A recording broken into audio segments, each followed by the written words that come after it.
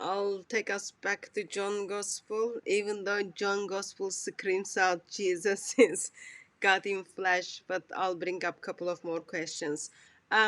John chapter 14, verse 28. Father is greater than I. Okay, yeah, so this is going to be a repeat, right? I said we have to keep repeating things for Muslims. A lot of the arguments fail to take into account all that Christians believe. And, what they're trying to do is, is ignore one part of what Scripture says and then pretend that this other part contradicts something that Christians believe. But it doesn't if you take the whole picture into account. So in John 14, Jesus said, the Father is greater than I, right? In fact, let me just read the verse. You heard that I said to you, I go away and I'll come to you. If you loved me, you would have rejoiced because I go to the Father, for the Father is greater than I. So notice again, Jesus is going to the Father. This isn't Islamic theology, right? Jesus speaks of God as Father, not simply as Master or Rabb or whatever term you want to use for it that you can find in the Quran. Jesus speaks of God as Father. This isn't Islam. This isn't your mother's Islam, right? But in John, Jesus, according to John's gospel, is both God and man, right? Jesus is God, John 1:1. The Word was God.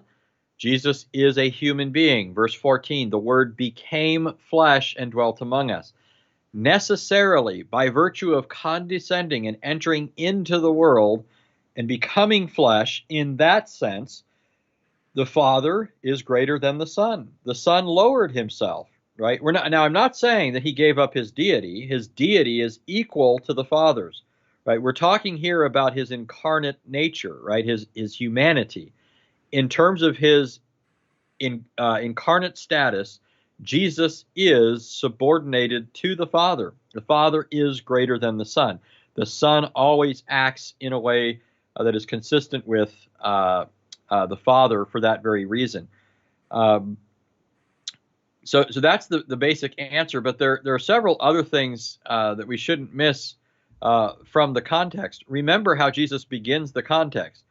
In the context, Jesus said things like, for example, verse 6, I am the way, the truth, and the life, right? What mere human being could say that? Somebody who's a human being and not also God, right? Somebody who can only say the Father is greater than I couldn't also say this, right? So the very context shows you that Jesus is, that we have to take into account both truths, that Jesus is God and that he is a human being. As God, Jesus is the way, the truth, and the life. He is the truth. No mere prophet, no mere human being could say that. He doesn't just say, I have the truth, I reveal the truth, I show the truth, I illustrate the truth. He said, I am the truth. He also says, I am the life. No mere prophet can say that. A prophet could say, I reveal to you the way of life. I talk to you about life. I show you life.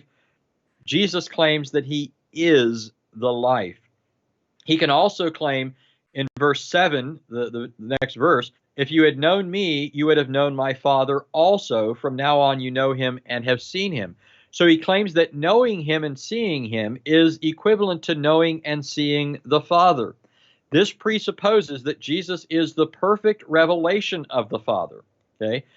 Not just in a finite sense, in which maybe some other creature might claim that he reveals the Father.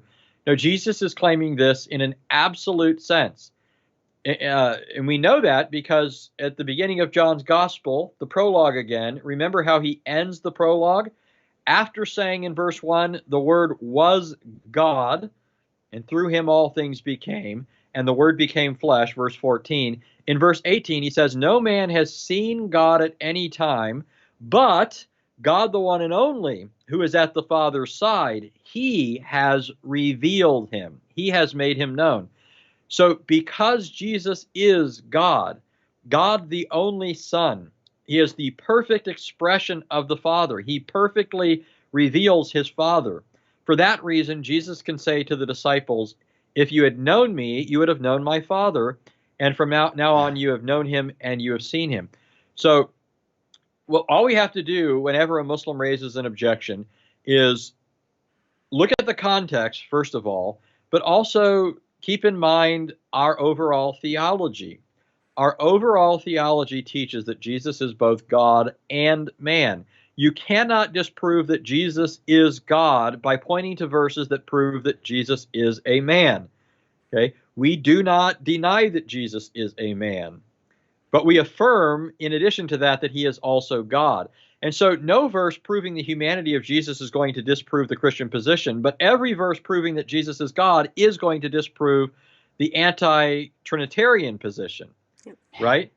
So, just this is an illustration. A Muslim pointing to the text where Jesus says the Father is greater than I doesn't disprove Christianity, because we affirm that Jesus condescended, became a human being, submitted to the Father, and so forth. However, the same context does refute Islam, because Jesus calls God Father, which Islam abominates, and Jesus identifies himself in a multitude of ways as God.